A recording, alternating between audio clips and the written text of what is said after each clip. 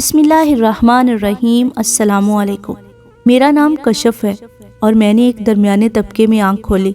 ہمیں 2 وقت کی روٹی عزت سے مل جاتی تھی اور آج کل کے اس مشکل ترین دور میں 2 وقت کی روٹی بھی مل جائے تو بہت غنیمت ہے۔ میرے والد صاحب قصاب تھے۔ انہوں نے دکان پر اپنے ساتھ ایک لڑکا بھی رکھا ہوا تھا جو ابو کا شاگرد تھا، یا پھر یوں کہہ لیں کہ ابو کے ساتھ مدد کرواتا تھا۔ میرے ان دنوں میٹرک کے امتحانات ہو رہے تھے۔ میں جس راستے سے اسکول جاتی تھی اسی راستے پر میرے ابو کی شاپ تھی۔ ایک دن وہ لڑکا میرے ابو کے ساتھ کسی کام کے حوالے سے ہمارے گھر آیا۔ ابو نے مجھے چائے بنانے کے لیے کہا۔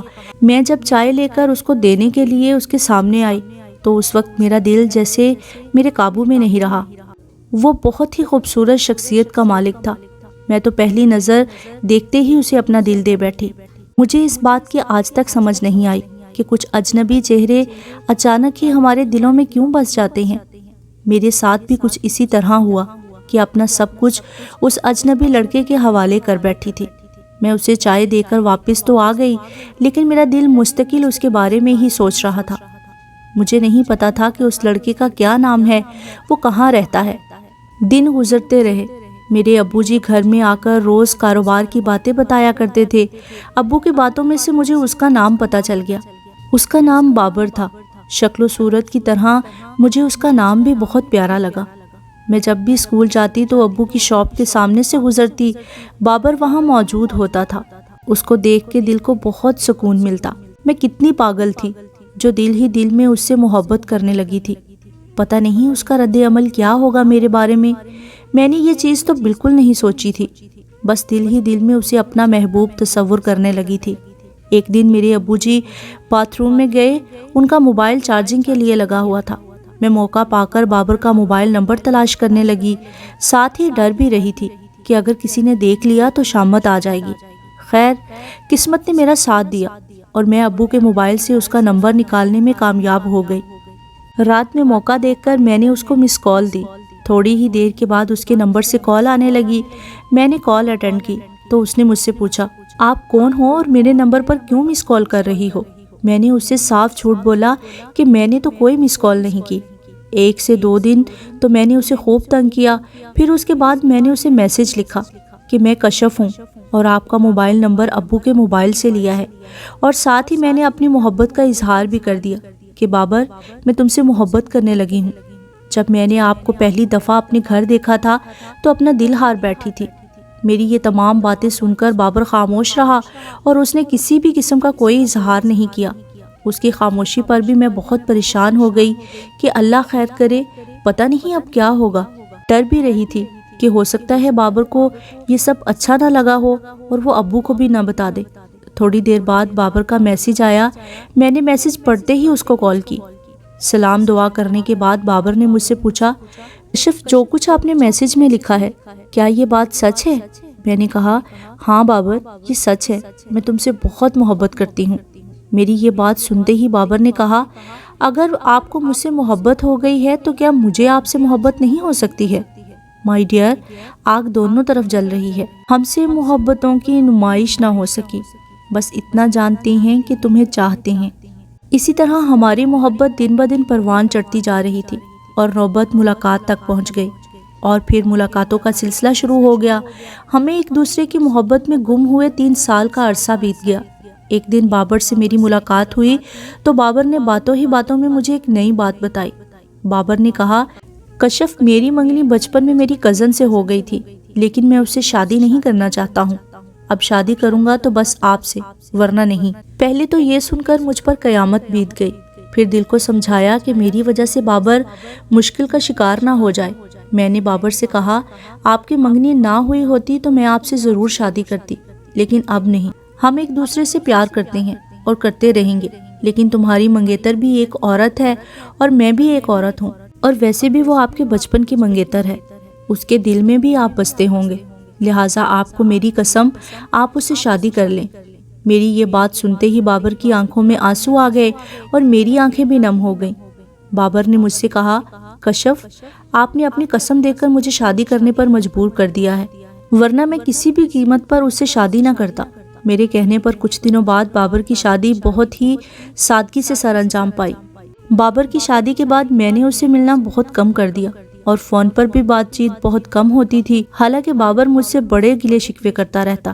کشف تم بے وفا ہو، تم مجھے چھوڑ گئی ہو، اور اسی طرح کی باتیں وہ کہتا رہتا۔ میں اسے ہر بار یہی کہتی تھی، بابر میری جان، یہ بات نہیں ہے کہ میں آپ کو چھوڑ گئی ہوں یا میرا پیار جھوٹا تھا، بات یہ ہے کہ اب آپ کی شادی ہو گئی ہے، آپ زیادہ سے زیادہ ٹائم اپنی بیوی کو دیا کرو۔ میری یہ باتیں سن کر وہ خاموش ہو جاتا۔ وقت اپنی رفتار سے گزرتا رہا۔ بابر کی شادی کے 1 سال بعد اللہ پاک نے بابر کو چاند سا بیٹا دیا، جو کہ بالکل بابر کی کاپی تھا۔ جب مجھے اس کی خبر ملی تو مجھے بہت زیادہ خوشی ہوئی۔ کبھی کبھی انسان کی زندگی میں یہ خوشیاں بھی عارضی ثابت ہوتی ہیں، پھر اس کے بعد ساری زندگی رونا پڑتا ہے۔ بابر کے ساتھ بھی اسی طرح ہوا۔ جب مجھے بابر کے ساتھ گزرے ہوئے وہ پل یاد آتے ہیں تو میرا دماغ گھومنے لگ جاتا ہے اور آنکھوں میں آنسو ہی آنسو ہوتے ہیں۔ میں اپنی کہانی کی طرف آتی ہوں۔ ہوا کچھ اس طرح کہ ایک رات تقریباً 12 بجے کا ٹائم تھا۔ بابر کی کال آئی کہ کشف میں آپ سے ملنا چاہتا ہوں۔ میں نے پوچھا کب؟ بابر نے کہا ابھی اور اسی وقت۔ میں نے کہا بابر آپ پاگل تو نہیں ہو گئے؟ یہ بات آدھی رات کو کیسے ممکن ہے کہ میں آپ سے ملوں؟ بابر میرے گاؤں سے اگلے گاؤں میں رہتا تھا، فاصلہ زیادہ نہیں تھا، لیکن بابر اپنی ضد پر قائم رہا۔ آخر کار میں نے ہی ہتھیار ڈال دیے اور کہا ٹھیک ہے آپ آ جاؤ۔ تھوڑی دیر گزرنے کے بعد پھر میرے نمبر پر کال آئی، کشف میں آپ کے گھر سے باہر کھڑا ہوں، پلیز آپ دروازہ کھولو۔ میں نے ڈرتے ڈرتے دروازہ کھول دیا۔ رات 2 بجے کا وقت تھا۔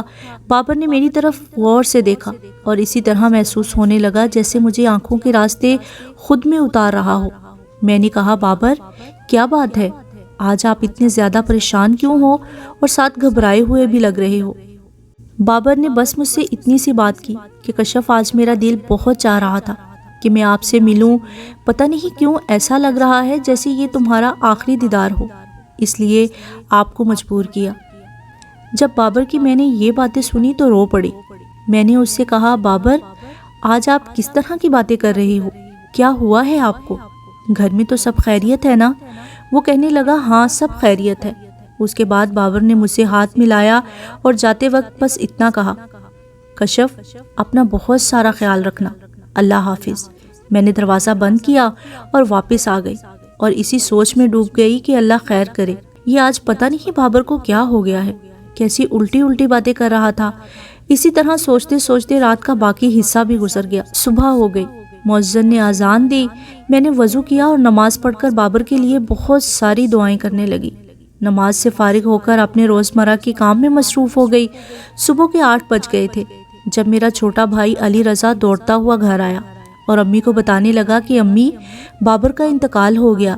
جب اس کی آواز میری سماعت سے ٹکرائی تو ایک دفعہ مجھے سب کچھ گھومتا ہوا نظر آیا۔ کچھ لمحہ تو مجھ پر سکتہ طاری رہا۔ اس کے بعد جب ہوش سنبھالا تو میں نے بھائی سے کہا کہ یہ تم کیا بکواس کر رہے ہو، اور ایک زوردار تھپڑ بھی بھائی کے منہ پہ مارا۔ کیوں اس طرح کا مذاق کر رہے ہو؟ کیوں جھوٹ بول رہے ہو؟